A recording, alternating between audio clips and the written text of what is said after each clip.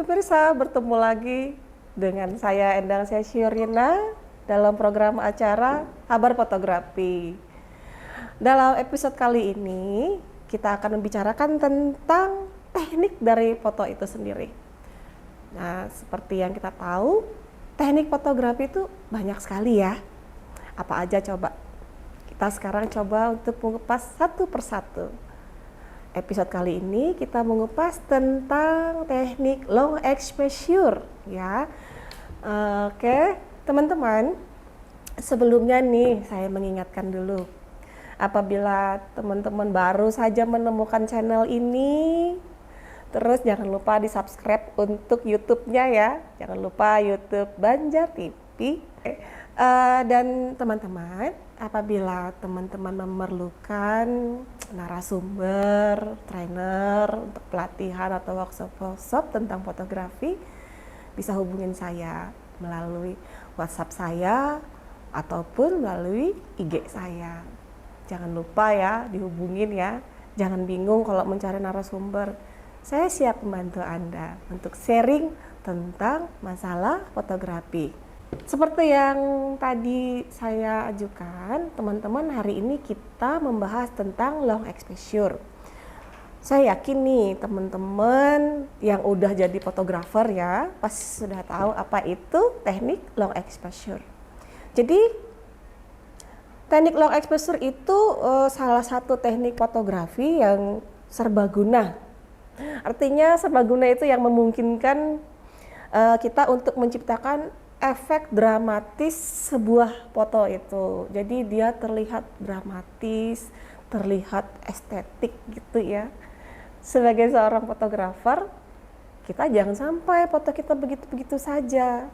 Harus kita memakai teknik-teknik tertentu agar foto kita semakin menarik dan semakin dilirik orang-orang, ya enggak? Oke, mari kita simak selanjutnya. Jangan kemana-mana ya teman-teman. Teman-teman, perlu diketahui ya kalau teknik long exposure ini sebenarnya lebih banyak digunakan untuk memfoto pemandangan, terutama pemandangan-pemandangan yang berhubungan dengan seperti misalnya nih air yang mengalir, air terjun misalnya, ombak-ombak, sesuatu yang bergerak. Nah, itu kita bisa menggunakan long exposure. Jadi apabila kita ingin menciptakan efek-efek dramatis itu dalam sehari-hari ya, kita harus membiarkan shutter kamera kita itu terbuka dalam waktu yang lama gitu. Jadi permainan long exposure itu adalah permainan dari shutter speed. Jadi kalau kita ingin menggunakan long exposure, shutter speed kita itu harus lama gitu ya. Nah, teman-teman harus ingat apa sih itu shutter speed gitu kan. Sebelumnya saya pernah membahas tentang segitiga exposure. Jadi jangan lupa teknik dasar dalam memoto itu kembali ke segitiga exposure, di mana di sana ada shutter speed, ada ISO dan ada aperture. Nah, selama teman-teman menguasai segitiga exposure itu, pasti akan bisa menguasai juga teknik dari long exposure ini. Nah, seperti yang tadi saya bilang nih, long exposure mainnya adalah di shutter speed. Jadi contohnya nih ya, contohnya apabila kita memoto di malam hari gitu ya. Pada saat di malam hari atau senja begitu kan. Kalau misalnya kita di jalan raya ada lalu lintas yang ramai sekali gitu kan. Dengan lalu lintas yang ramai sekali itu kita bisa membuat cahaya-cahaya dari lampu-lampu kendaraan yang lewat itu menjadi garis gitu ya. Nah, pasti teman-teman sudah bisa nih dapat gambaran. Oh, foto itu ya ternyata ya gitu. Pasti pernah deh melihat hasil foto dari seorang fotografer. Hasilnya adalah bagaimana sebuah foto di dalam foto itu di jalan raya ada garis-garis, entah itu warna putih dan warna kuning atau warna merah gitu, tergantung lampu yang diciptakannya. Nah, itu adalah teknik long exposure. Nah, itu adalah salah satu contohnya ya. Jadi menghasilkan garis-garis cahaya panjang dan indah itu adalah long exposure fotografi. Jadi ini akan menampilkan efek-efek blur atau kabut pada objek yang bergerak. Itu apabila tadi kita menggunakan di jalan raya yang ada lalu lintas ramai, hasilnya akan seperti itu. Tapi ada lagi nih contoh yang lain selain lampu ya, yaitu adalah kalau kita misalnya memoto air yang bergerak gitu ya, air bergerak, air mengalir seperti ombak di pantai atau air terjun gitu ya, riak-riak airnya itu kita buat seolah-olah ngeblur seperti kabut begitu, putih gitu ya. Nah, itu adalah teknik long exposure.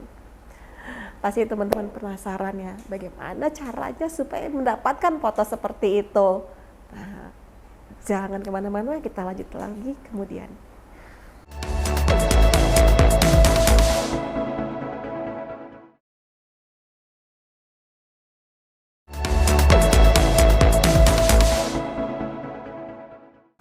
Nah teman-teman, dalam teknik long exposure ini jangan lupa ya, tadi seperti yang saya bilang bahwa kita akan membiarkan kamera kita itu tetap membuka dengan rana dalam waktu yang lama. Semakin lama kita membiarkan rana lensa kita itu membuka, akan semakin kelihatan lebih ngeblur gitu untuk objek yang akan kita buat long exposure tadi. Oh ya teman-teman, supaya nih ya semakin seru acara Habar Fotografi kita, bagaimana kalau teman-teman mengajukan pertanyaan kepada saya atau mungkin ada saran-saran kepada saya, dikirimkan saja, nanti kita bahas bersama-sama pada episode berikutnya ya. Kirimkan saja ke nomor WA saya, jangan sampai ya keseruan kita dalam fotografi ini nanti mandek di situ-situ aja ya kan. Semakin banyak pertanyaan yang akan kita kupas semakin seru kan, dan akan semakin bagus lagi hasil dari foto kita. Teman-teman, ayo dikirim ya saran maupun pertanyaan-pertanyaannya, dan kita akan bahas di episode berikutnya. Oke? Teman-teman, seperti yang tadi saya bilang, dalam teknik ini kamu akan bisa menampilkan efek yang berbeda pada air terjun, pada kembang api, pada gerakan kendaraan-kendaraan di malam hari. Nah, itu yang akan membuat foto kita akan lebih menarik, lebih dramatis di dalam teknik long exposure. Contoh tadi air terjun, air mengalir di ombak-ombak, terus juga ada juga kembang api ya, tadi saya lupa loh memberikan contoh kembang api. Jadi kembang api pun bisa kita foto sehingga menjadi dramatis. Nah, bagaimana caranya itu ya? Jadi kalau kita misalnya dalam sebuah perayaan misalnya ada kembang apinya tuh kan, yang akan terbang ke angkasa gitu ya. Terus kita ingin memfoto itu, menangkap hasil dari kembang apinya gitu kan. Bagaimana caranya? Nah, itu termasuk dalam teknik long exposure. Nah sekarang bagaimana sih tadi caranya kan? Apa aja, terus mungkin alat-alat yang diperlukan untuk membuat teknik ini gitu. Hal yang pertama sekali yang harus kita punya tentu saja kamera ya. Kamera dengan lensa yang cukup untuk menangkap benda yang akan kita foto tadi. Biasanya nih yang paling sering kita pakai itu adalah lensa wide, yaitu lensa dengan bukaan yang sangat lebar. Kenapa seperti itu? Karena biasanya tadi yang seperti saya contohkan kebanyakannya adalah yang berhubungan dengan foto pemandangan. Baik itu di dalam kota atau di pantai-pantai, ya kan?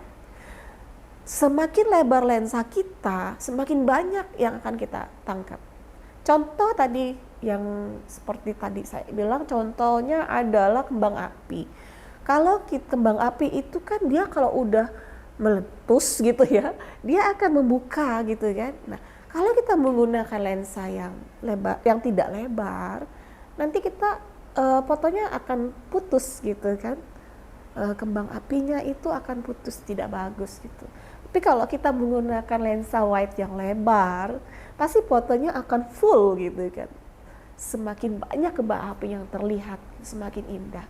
Apalagi kalau misalnya terlihat pemandangan di sekitarnya. Berikut juga kalau misalnya kita mau tahu air terjun kan besar sekali ya. Nah, jadi semakin kita memakai lensa wide tadi, banyak sekali kan pemandangan yang di sekitar air terjunnya. Nah, terus apalagi nih selain tentang lensa? Berikutnya adalah tentu saja tripod. Jangan lupa ya, tripod itu penting sekali. Kenapa? Karena dengan kita menggunakan log exposure tadi, kamera kita tuh harus stabil gitu. Ya, tentu saja dengan long exposure itu tadi kita akan membiarkan kamera kita membuka dengan lama, itu harus stabil, tidak ada goyangan, sehingga foto kita tetap tajam dan tidak ngeblur gitu. Itu gunanya kita menggunakan tripod. Terus pendukung lainnya nih adalah filter. Sebenarnya sih tidak terlalu wajib ya kalau filter ini, tetapi sebenarnya ini bisa membantu kita memperindah foto kita tadi, memperindah, menambah semakin dramatis. Jadi filter yang bisa digunakan adalah filter namanya filter ND atau Natural Density. Itu gunanya untuk mengurangi cahaya yang masuk ke dalam kamera kita sehingga kita semakin bisa memperpanjang lamanya durasi kita untuk membiarkan kamera kita membuka. Nah, jangan lupa ya, di setting kamera kita itu manual, jangan auto. Jadi kita setting manual, baik itu ISO-nya, aperturnya maupun shutter speed-nya. Jadi semakin rendah ISO, shutter speed semakin lambat, aperturnya pun akan menggunakan apertur yang besar. Nah, itu settingannya loh. Lalu hal yang lain yang mendukung, tidak kalah penting juga yang ikut mendukung kita adalah remote control. Tapi jangan takut teman-teman, sebenarnya ada cara lain apabila kita tidak mempunyai remote ya. Apa itu caranya? Salah satunya adalah kita menggunakan timer. Jadi kamera kita setting dulu menggunakan timer tertentu, mungkin sekitar 2 detik, 3 detik, 5 detik, tergantung dari di kamera itu tadi ya berapa detik adanya, sehingga kita tidak menyentuh kamera kita pada saat kita menekan shutter. Kenapa bisa begitu? Ya karena semakin kita ada goyangan sedikit aja itu akan membuat foto kita tetap ngeblur gitu. Jadi amannya kita memakai remote atau kita menggunakan settingan kamera memakai timer. Nah, remote tadi juga kita bisa akalin dengan handphone mungkin ya. Karena sekarang ada aplikasi yang bisa aplikasi di smartphone yang bisa menyambung ke kamera gitu ya. Nah, itu tadi teman-teman yang harus kita persiapkan. Selain fisik kita yang harus kuat juga ya, karena kita kan harus menjelajah nih tempat yang mau kita datangi. Oke, itu tips dari saya apabila ingin kita mendapatkan foto yang dramatis dalam teknik long exposure. Teman-teman, tadi kita sudah membahas teknik bagaimana cara pengambilan foto yang dramatis menggunakan teknik long exposure. Semoga teman-teman bisa menyimak dengan baik ya, dan juga bisa mencobanya nanti. Baik itu menggunakan kamera SLR, DSLR maupun memakai smartphone. Oh ya, saya jadi lupa nih tadi mengatakan bahwa teknik ini tidak hanya menggunakan kamera profesional ya, tapi kita bisa menggunakan smartphone dengan teknik yang sama. Asalkan di smartphone itu sudah ada fiturnya yang menggunakan Pro atau manual ya. Nah teman-teman, saya mengingatkan nih ada satu acara yang akan saya adakan di Studio Soulmate Project pada tanggal, catat tanggalnya nih, tanggalnya adalah tanggal 18 Februari jam 1 siang mulai acaranya. Nah, acara apa sih itu? Itu adalah sesi workshop. Nah, di sesi itu nanti kita akan membahas bagaimana teknik dasar dalam memfoto produk menggunakan smartphone maupun SLR dan DSLR. Jadi, silahkan bagi teman-teman yang mungkin berminat, terutama nih ya syaratnya adalah teman-teman UMKM yang berminat mungkin silahkan mendaftar di nomor WA yang akan nanti ada di flyer kami ya. Makanya jangan sampai ketinggalan loh, terbatas ya. Oke teman-teman, cukup sekian untuk hari ini episode kita tentang kabar fotografi. Jangan sampai dilewatkan lagi yo episode berikutnya apa lagi nanti ya. Penasaran kan? Dan jangan lupa apabila ada pertanyaan dan ada saran-saran, silahkan layangkan ke WA saya. Sampai bertemu lagi ya. Salam.